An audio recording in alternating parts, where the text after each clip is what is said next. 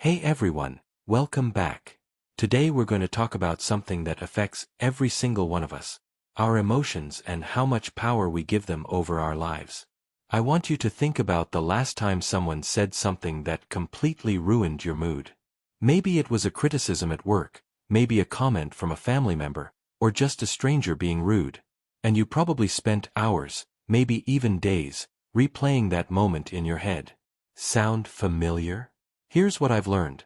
The difference between people who thrive and people who constantly struggle often comes down to one thing: how they handle their emotions.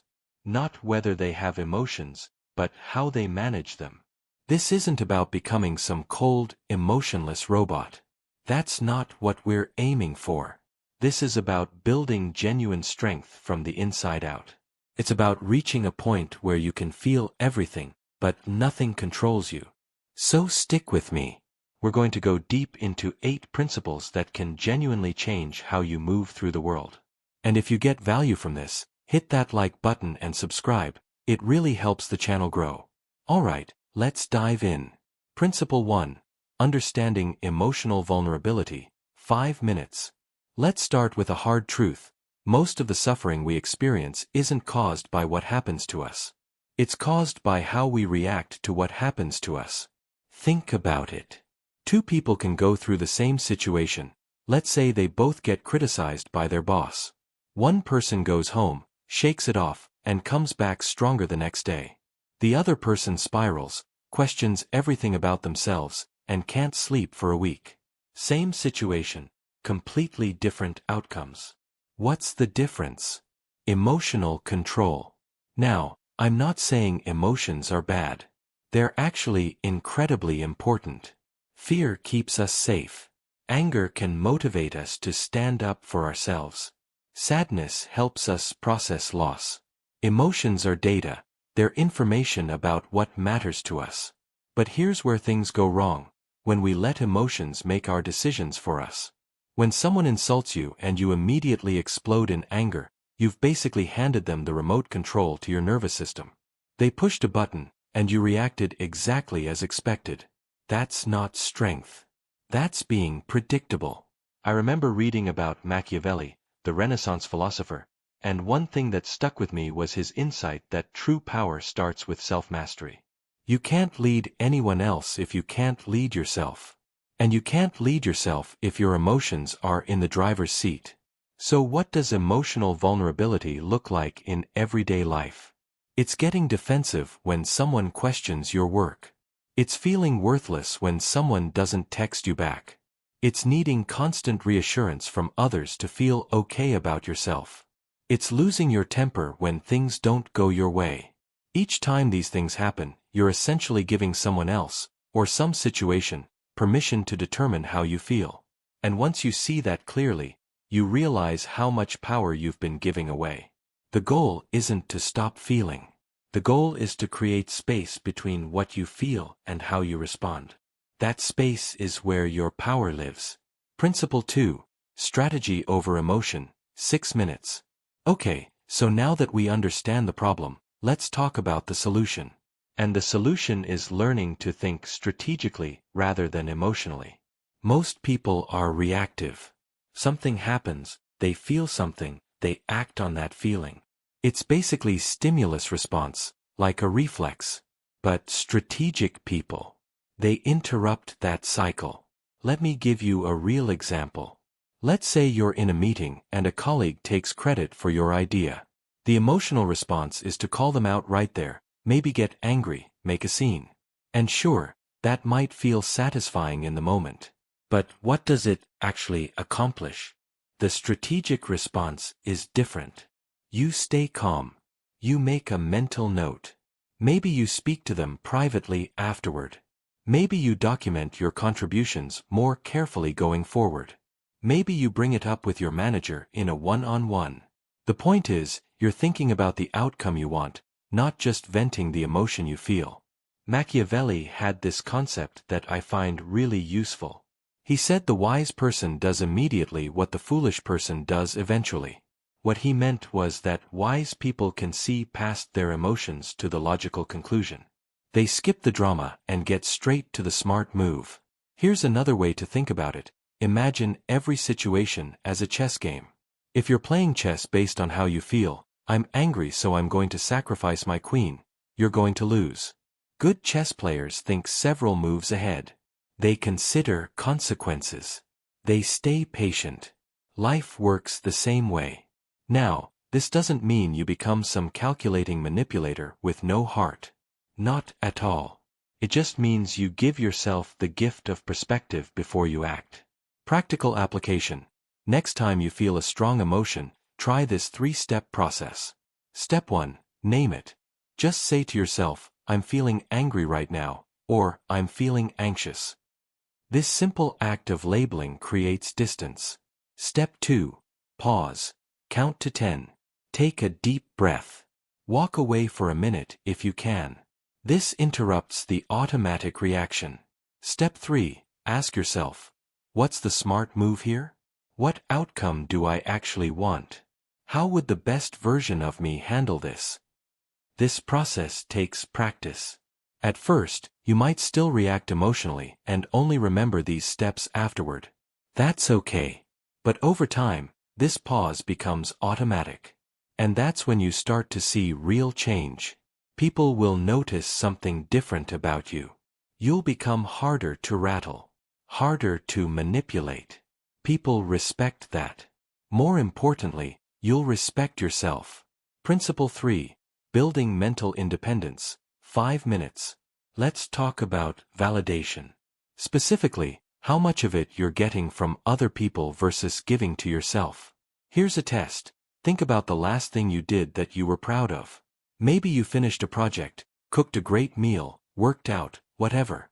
Now ask yourself honestly, did you feel truly satisfied with it on your own, or did you immediately need someone else to acknowledge it? If you're like most people, you probably needed that external pat on the back.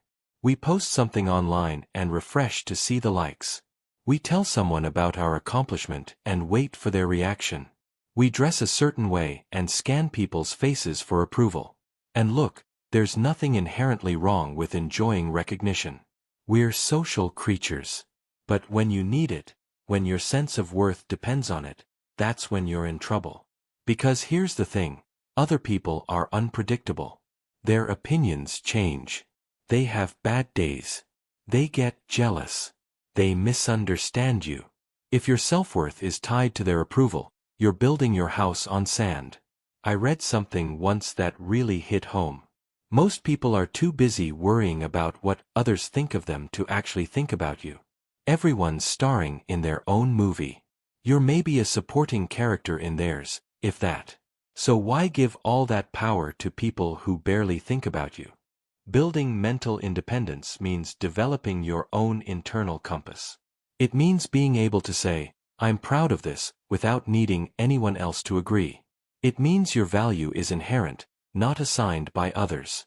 How do you build this? Start small. When you do something well, acknowledge it yourself first before sharing it. Tell yourself, good job.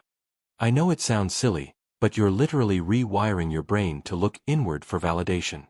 Second, practice sitting with criticism without immediately defending yourself or falling apart. When someone criticizes you, instead of reacting, just think, is there truth in this? If yes, learn from it. If no, let it go. Don't let it define you either way. Third, notice when you're about to do something purely for approval. Maybe you're about to post something online, or make a purchase, or say yes to something you don't want to do. Catch yourself and ask, am I doing this for me or for them? The goal is to become solid. Self-contained. Like a tree with deep roots that doesn't fall over every time the wind blows. Principle 4. Protecting your power. 5 minutes. Here's something most people don't realize. You can lose power in tiny, almost invisible ways. Through small habits you don't even notice. Let me give you some examples. Over-explaining *, someone questions your decision and you launch into this long, defensive explanation. Why? A secure person states their position once and moves on. The more you explain, the weaker you look.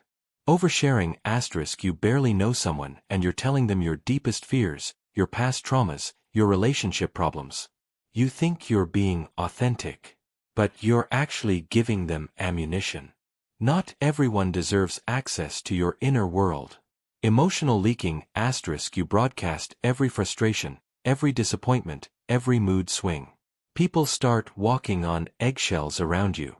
Or worse, they start using those reactions against you.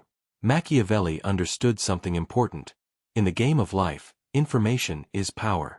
The more people know about you, the easier you are to manipulate. That's not cynical, it's just reality. Now, I'm not saying become secretive and paranoid. I'm saying be selective. There are people who've earned your trust, share with them. But most people, they only need to know what you choose to show them. Think of it like this: you're the director of your own movie. You control what scenes people get to see. You don't have to broadcast the rough cuts, the bloopers, the behind-the-scenes drama. You can choose. Practical tips. 1. Practice speaking less. Get comfortable with silence. Not every gap in conversation needs to be filled. 2. Before you share something personal, ask yourself, does this strengthen my position or weaken it? If it weakens it, keep it to yourself. 3. Watch what successful people do. Notice how they reveal very little while seeming open and friendly. That's a skill. The strongest people I know are like icebergs. You see a little bit above the surface, enough to connect with them, enough to like them. But the real depth, the real power, that's hidden below. Protected. Principle 5. The power of silence and calm. 5 minutes. Let's talk about something that seems simple but is actually one of the most powerful tools you have. Silence. Most people are terrified of silence. They fill every pause with words. They feel like they need to respond to everything. Someone insults them, they immediately fire back. Someone challenges them, they immediately defend. But here's what they don't understand. The person who stays silent often has the most power in the room. Think about it. Someone tries to provoke you. They insult you, they try to get under your skin. The reaction they're expecting is anger, defensiveness, emotion. That's what they want. It makes them feel powerful. But what if you give them nothing? What if you just look at them calmly, maybe raise an eyebrow, and say nothing? Suddenly they're uncomfortable. They expected a fight. They got a wall. And now they're the one who looks foolish. Silence does 3 incredibly powerful things. First, it protects you. When you're silent, you're not revealing your hand. You're not giving away information about what you're thinking or feeling. Second, it unbalances others. People don't know how to read silence. It makes them nervous. They start wondering what you're thinking. They lose their confidence. Third, it commands respect. Think about the people you respect most. They probably don't talk constantly. When they speak, it matters. That's power. Machiavelli had this great metaphor about the lion and the fox. The lion represents raw strength. The fox represents cunning and strategy. He said you need both. Sometimes you need to roar. But often, the smarter move is to be quiet, observe, and wait for the right moment. Same thing with calmness. In a world where everyone's freaking out all the time, the calm person stands out. When everyone's panicking, the calm person looks like a leader. When everyone's arguing, the calm person looks wise. I'm not talking about suppressing your emotions. I'm talking about not letting them control your behavior. You can feel angry inside while appearing perfectly calm outside. That's strength. Here's a practice. Next time someone tries to get a reaction out of you, whether it's someone being rude, someone criticizing you, someone trying to start an argument, try staying completely silent for 3 full seconds. Just look at them. Breathe. Then respond calmly, if you respond at all. 3 seconds feels like forever in a tense moment. But that pause is where your power is. That's where you choose your response instead of just reacting. Over time, this becomes your default. You become known as someone who can't be shaken. And that reputation is incredibly valuable. Principle 6. Seeing through people. 5 minutes. Alright, this part might sound a bit cynical, but stick with me because it's important. We need to talk about the difference between what people show you and who they really are. Most people wear masks. They present a version of themselves that they want you to see. Maybe it's the friendly colleague who's actually competing with you. Maybe it's the partner who says all the right things but their actions tell a different story. Maybe it's the friend who's supportive to your face but talks behind your back. This isn't about becoming paranoid or distrustful. It's about being observant and realistic.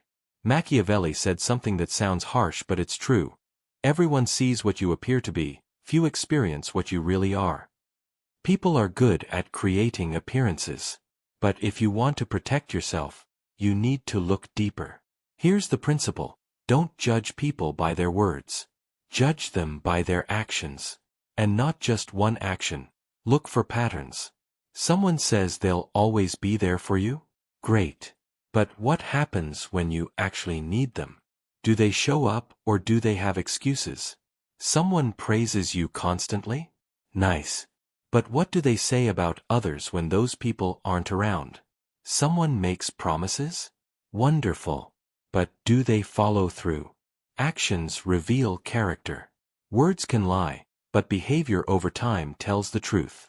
Now, how do you actually do this without becoming cynical? First, give people time. Don't make judgments based on one interaction. Watch how they behave over weeks and months. Second, notice how they treat people who can't do anything for them. How does someone treat the waiter? The janitor? Someone who can't advance their career? That's who they really are. Third, pay attention to consistency. Does their behavior match their words? If someone talks about loyalty but constantly switches sides, you have your answer. Fourth, trust your gut. If something feels off, there's usually a reason. Your subconscious picks up on things your conscious mind might miss. Here's the thing, some people will call this being negative or untrusting. But I call it being wise. You can still be kind, still be open, still give people chances. But you do it with your eyes open.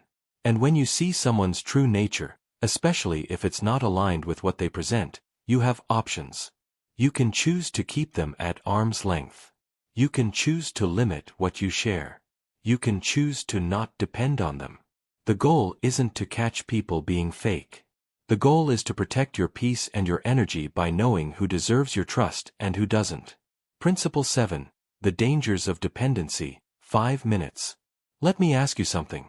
Is there someone in your life who, if they disappeared tomorrow, would completely destroy your sense of stability? If the answer is yes, you're in a vulnerable position. And we need to talk about it. Emotional dependency is one of the most dangerous positions you can put yourself in. When you rely on someone else for your happiness, your validation, your sense of worth, you've essentially given them control over your life. And here's the uncomfortable truth. People change. Situations change. Someone who's there for you today might not be tomorrow. And if your entire emotional stability is built on them, what happens when they leave? Machiavelli wrote about how people act in their own self-interest. That sounds harsh, but it's often true. Most people will stick around as long as it serves them. The moment it doesn't, they're gone. If you haven't prepared for that possibility, you'll be devastated. This doesn't mean you can't have deep relationships. Of course you can. Connection is what makes life meaningful. But there's a difference between connection and dependency. Connection says, I enjoy having you in my life. You add value. I care about you. Dependency says, I need you to feel okay. Without you, I fall apart. You complete me. See the difference? One is healthy. The other is a trap. So how do you avoid this trap? First, build your own foundation. Your self-worth can't come from someone else. It has to come from within. Know who you are independent of any relationship. Second, maintain your own life. Don't lose yourself in a relationship. Keep your hobbies, your friends, your goals. Stay a complete person. Third, Practice emotional self-sufficiency. When something bothers you, can you process it alone? Or do you immediately need someone else to make you feel better? Fourth, be very careful about who you trust deeply. Trust isn't something you hand out freely. It's earned slowly through consistent behavior. Here's a mental exercise. Imagine the person you're most dependent on is gone tomorrow. Really imagine it. How would you cope?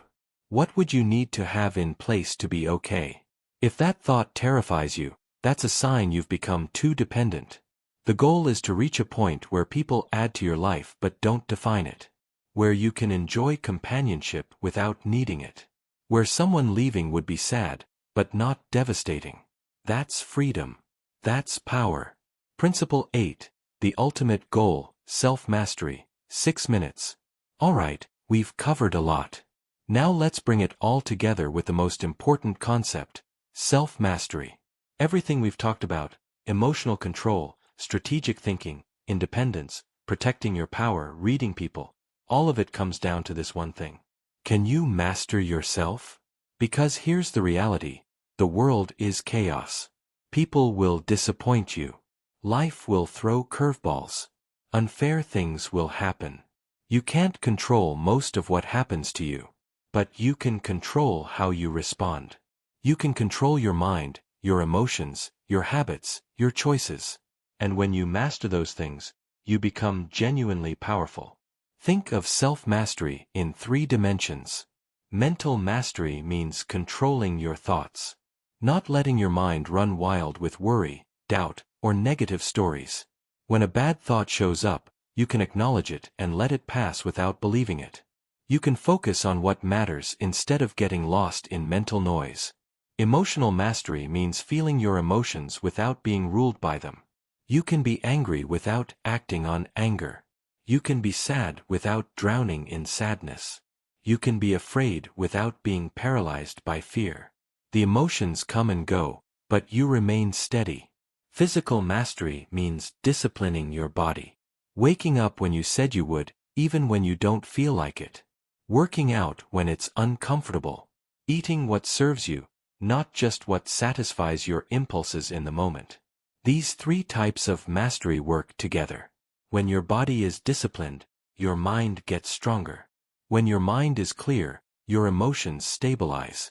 When your emotions are under control, your actions become more effective. The beautiful thing is, self-mastery compounds.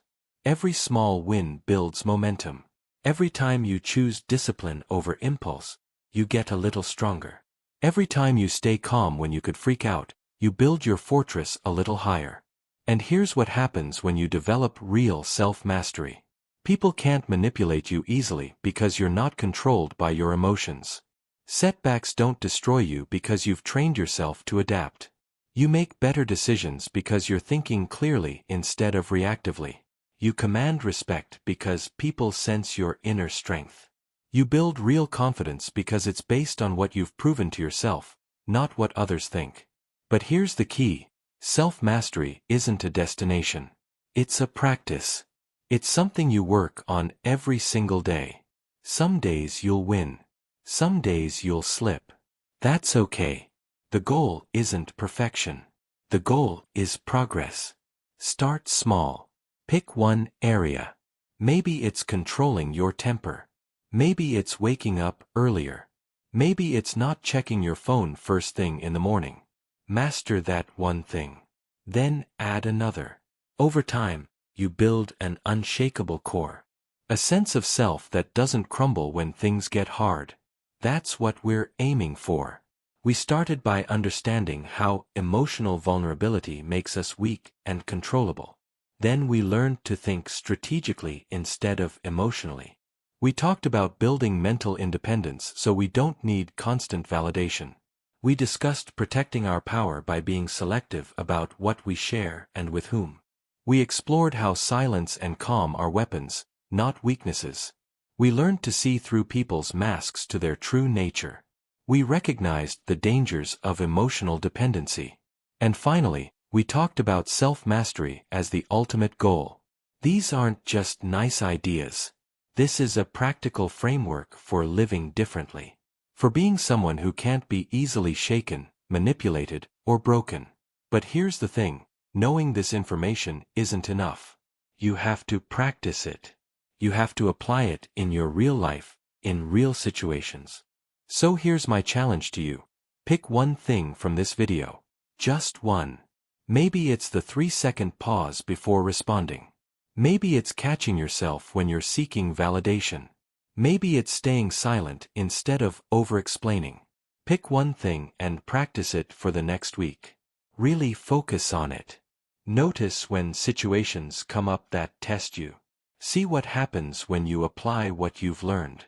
And here's what I found. Once you start seeing results, you'll want more. You'll naturally start applying the other principles. It builds momentum. The world needs people who can't be easily controlled. People who think clearly. People who stay calm in chaos. People who know themselves deeply and can't be swayed by every opinion or emotion. That's what this is really about. Not just personal power, but becoming someone who can contribute meaningfully to the world because you're not constantly distracted by emotional drama and external validation. You've got everything you need right now to start this journey. The only question is, will you? If this video resonated with you, hit that like button. Subscribe if you want more content like this. Drop a comment letting me know which principle hit home hardest for you. And share this with someone who needs to hear it. Thanks for spending these 40 minutes with me. Now go out there and start building that inner fortress. One choice at a time. One day at a time. You've got this.